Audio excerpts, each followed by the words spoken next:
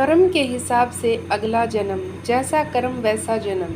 गरुड़ पुराण के अनुसार हर जीव का पुनर्जन्म होता है, यानी वह फिर से जन्म लेता है। नमस्कार मित्रों, आप श्री कृष्ण के भक्त हैं तो कमेंट बॉक्स में लिख दीजिए जय श्री कृष्णा।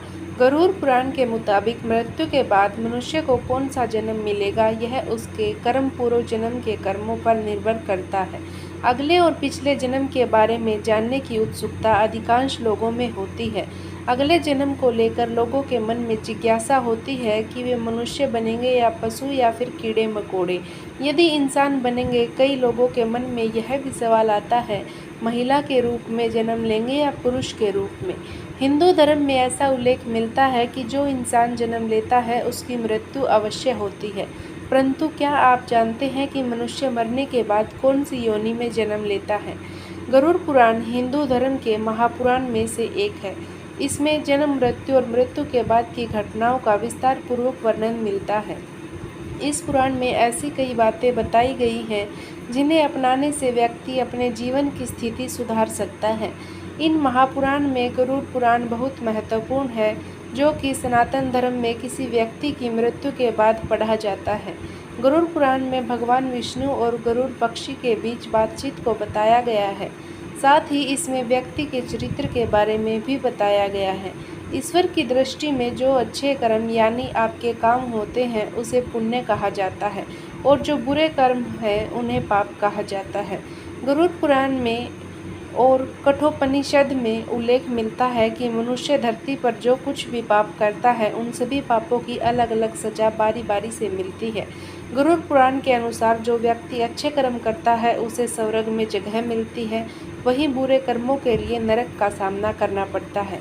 आज हम आपको इसी के बारे में बताने जा रहे हैं।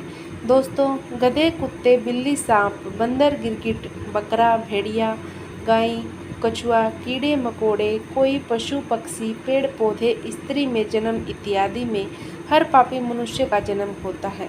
नमस्कार मित्रों, स्वागत है आकर्षक चैनल पर। दोस्तों, आप हमारे चैनल पर पहली बार आए हैं तो चैनल को सब्सक्राइब अवश्य कीजिएगा। वीडियो को लाइक करके दोस्तों के पास शेयर जरूर कीजिएगा।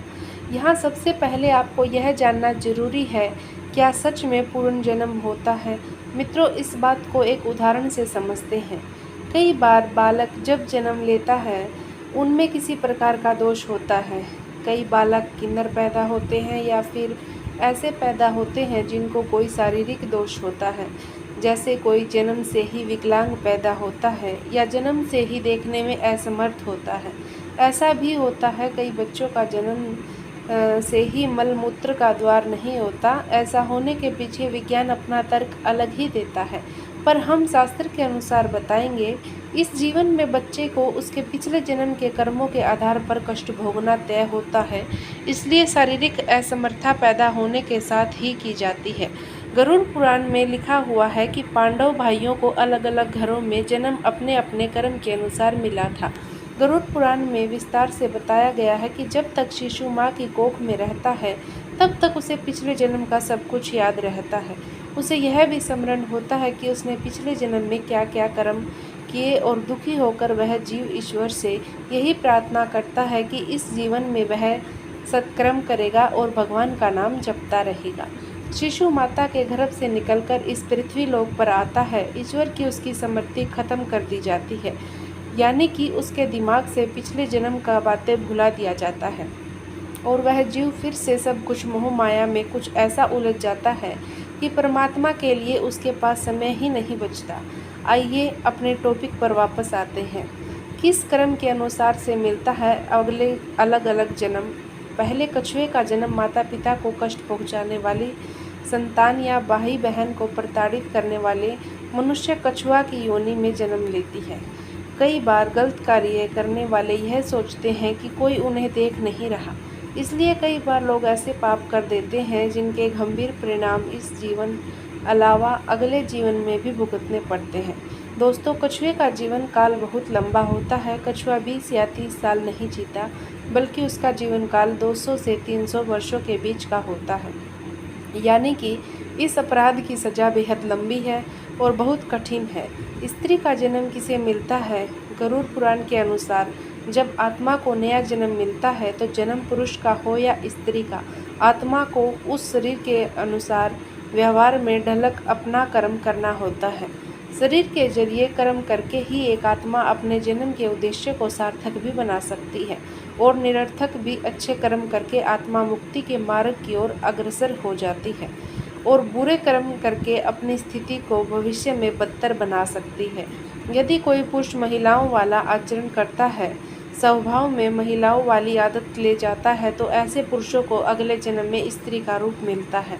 बंदर की योनि इस जन्म में मनुष्य योनि मिलने का अर्थ यह नहीं है कि अगला जन्म भी इसी योनि में मिलेगा, क्योंकि जीवन मरण और अगला जन्म सब कुछ कर्मों के आधार पर ही तय होता है। व्यक्ति जन्म लेता है जो अपने मालिक का विश्वसनीय होकर अपने मालिक या विश्वास तोड़ देता है, जिसका सामान्य जीवन काल 20 वर्ष तक होता है। दोस्तों, धर्म ग्रंथों में इसके पीछे का कारण कर्म फल दोष बताया जाता है। गरुड़ पुराण में मनुष्य के हर कर्म का लिखा जोखा दिया जाता है, जो कि केवल उसके पाप पुण्य का निर्धारण करते हैं, बल्कि मरने के बाद मिलने वाली सजा और अगले जन्म की योनि के बाहर में बताते हैं। जो व्यक्ति लूटपाट, जानवरों का सताना और शिकार करके अपने परिवार का पालन पोषण करता है, उसे अगले जन्म में किसी कसाई के हाथों मृत्यु प्राप्त होती है, यानी वह जानवर का जन्म लेता है। गरुड़ पुराण के मुताबिक जो व्यक्ति मृत्यु के समय भगवान का नाम लेता है, तो भगवान उसकी मुक्ति का मार्ग खोल देते हैं। यही वजह है कि शास्त्रों में मरते समय राम नाम लेना महत्वपूर्ण बताया गया है। अगला है गधे का जन्म कौन भोगता है। अब यहाँ आता है कर्मफल सिद्धांत। दोस्तों, गरुड़ पुराण के अनुसार अपने सच्चे मित्र का अपमान करने वाला गधे की योनि भोगता है। गधे का जीवन काल 25 से 30 वर्षों का होता है। अगर आपका पाप अक्षमा के योग्य रहा होगा तो कर्मफल सिद्धांत के अनुसार आप गधे की योनि से जल्दी ही मुक्त होकर एक साधारण मृत्यु को प्राप्त हो जाएंगे। कुत्ते के जन्म किसको मिलता है। गरुड़ पुराण में जीवन के दौरान किए जाने वाले कई तरह के पापों और उन पापों के निमित्त जो भी सजा दी जाती है, उसके बारे में भगवान विष्णु ने विस्तार से बताया है। धर्म का अपमान करने वाले, पूजा पाठ ना करके व्यक्ति धर्म, वेद, पुराण जैसे धार्मिक ग्रंथों का अपमान करता है, हमेशा धर्म का विरोध करता है, ईश्वर के प्रति श्रद्धा भाव नहीं रखता। गरुड़ पुराण के अनुसार ऐसे लोगों का अगला जन्म कुत्ते के रूप में होता है। कीड़े मकोड़े की योनि दूसरों की निंदा करने वाला, बुरा बर्ताव करने वाला कीड़े मकोड़े के रूप में ही जन्म लेता है। यह एक ऐसी योनि है जिसमें आप कितने भी प्रतिभाशाली हो, आपने कितना भी हुनर क्यों ना हो, आपको सम्मान कभी नहीं मिलता। उदाहरण के लिए एक चींटी को ही लीजिए, नीचे गिरती है, फिर चलती है और मंजिल तक पहुंचती भी है। हम सबको इस धरती पर अलग अलग योनियों में तब तक जन्म लेना पड़ता है जब तक कि हमको मोक्ष की प्राप्ति नहीं हो जाती। जो व्यक्ति अपनों से लिया हुआ धन वापस नहीं करता या उनसे धन अर्जित करता है, मकोड़े की योनि में जन्म लेता है। योनियों का जीवन काल कितना लंबा होगा वह व्यक्ति के कर्म फल पर निर्भर करता है। छछूंदर का जन्म किसे मिलता है। जो व्यक्ति किसी चीज़ को चोरी करता है वह तोता बनता है। वही सुगंधित पदार्थ की चोरी करने वाला व्यक्ति छछूंदर बनता है, छछूंदर के रूप में जन्म लेता है। किंतु यदि अपराध चोरी से बड़ा हो तो फिर कष्टदायक होती है उनकी जिंदगी। किन लोगों का होता है उल्लू में पुनर्जन्म। अपनी चालाकी के चलते जो लोग दूसरों को मूर्ख बनाकर ठगी करते हैं और उनका लाभ उठा लेते हैं या काम निकलवा लेते हैं, ऐसे लोगों को मृत्यु के बाद नरक में स्थान मिलता है। साथ ही ऐसे लोग अगले जन्म में उल्लू के रूप में जन्म लेते हैं। जो व्यक्ति पराई स्त्री से संबंध बनाता है उसे कौन सा योनि भोगना पड़ता है। जो व्यक्ति पराई स्त्री से संबंध बनाता है उसे नरक में जाना पड़ता है। गरुड़ पुराण के अनुसार ऐसे पुरुष को वहाँ उसे कई कष्ट भोगने पड़ते हैं और इसके बाद उसे अलग अलग योनियों में एक के बाद कई जन्म लेने पड़ते हैं। वह सबसे पहले भेड़िया बनता है, फिर एक कुत्ते के रूप में जन्म लेता है, उसके बाद सियार, फिर गिद्ध, फिर शाम, फिर कौवा और अंत में बगुला बनता है। इन सब योनियों के कष्ट उसे फिर से मनुष्य करने की प्राप्ति होती है। ऐसी शादीशुदा महिला जो किसी और मर्द के साथ संबंध बनाती है उसे नरक की यातनाएं भोगनी पड़ती है और ऐसी महिला अगले जन्म में छिपकली, सांप या फिर चमगादड़ के रूप में जन्म लेती है। लेकिन जो व्यक्ति किसी स्त्री के साथ जबरदस्ती संबंध बनाता है उसे जो तो नरक भोगने और कई योनियों में जन्म लेने के बाद मनुष्य योनि में किन्नर के रूप में जन्म मिलता है। फजूल के गाली गलौज करने वाले को कौन सा योनि मिलता है? दोस्तों, माना जाता है कि कंठ में माँ सरस्वती वास करती है, इसलिए जिन लोगों की वाणी में मधुरता नहीं होती और जो दूसरों को बुरा भला कहते हैं या हमेशा गाली गलौज करते हैं, गरुड़ पुराण के अनुसार उनका अगले जन्म बकरे के रूप में होता है। जो मनुष्य स्त्री की हत्या, गर्भपात या गाय की हत्या करता है वह अगले जन्म में मूर्ख और कुबड़ बनकर जन्म लेता है। गरुड़ पुराण के मुताबिक जो व्यक्ति मृत्यु के समय भगवान का नाम लेता है तो भगवान उस व्यक्ति के लिए मुक्ति का मार्ग खोल देते हैं। यही कारण है कि शास्त्रों में मरते समय राम का नाम लेना महत्वपूर्ण माना गया है। गरुड़ पुराण के अनुसार बताया जाता है कि जो व्यक्ति अपने बड़े भाई का अपमान करता है, समाज के सामने उसे लज्जित करता है, अगले जन्म में वह व्यक्ति कोन नामक पक्षी के रूप में जन्म लेता है। इस योनि में उसे 10 वर्षों तक का कष्ट भोगना पड़ता है, उसके बाद ही उसे मनुष्य योनि प्राप्ति होती है।